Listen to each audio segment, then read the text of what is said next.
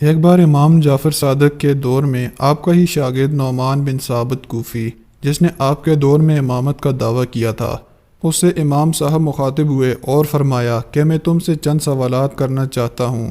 تم نے امامت کا دعویٰ جو کیا ہے تو جواب بھی دے سکو گے۔ امام صاحب نے پہلا سوال کیا، کان کا میل کروا کیوں ہے؟ منہ میں لاب کیوں ہے؟ آنکھ کے آنسو نمکین کیوں ہیں؟ پھر امام صاحب نے فرمایا کہ وہ کون سا کلمہ ہے جو کفر سے شروع ہو کر عین اسلام پر ختم ہوتا ہے؟ پھر امام صاحب نے فرمایا کہ ہرن کے سامنے والے چار دانت، جسے ہم رباعیہ بھی کہہ سکتے ہیں، اللہ نے کیوں رکھے ہیں؟ اب باری تھی شاگرد کی، جس نے امام جعفر صادق کے ہوتے ہوئے امامت کا دعویٰ کیا تھا۔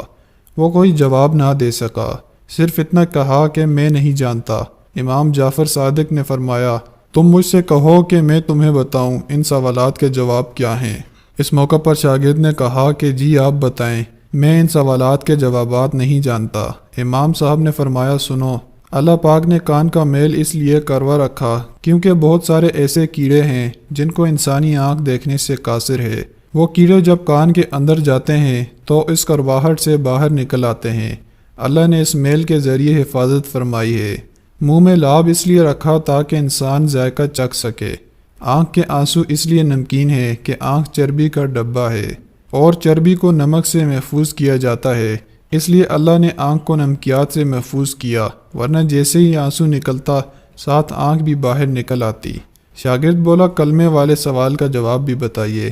امام صاحب نے مسکراتے ہوئے فرمایا، وہ کلمہ لا الہ الا اللہ ہے، جس کا مطلب ہے کوئی عبادت کے لائق نہیں، یہ کفر ہے، مگر الا اللہ، سوائے اللہ کے، یہ عین اسلام ہے۔ اب شاگرد نے کہا، وہ ہرن والا سوال۔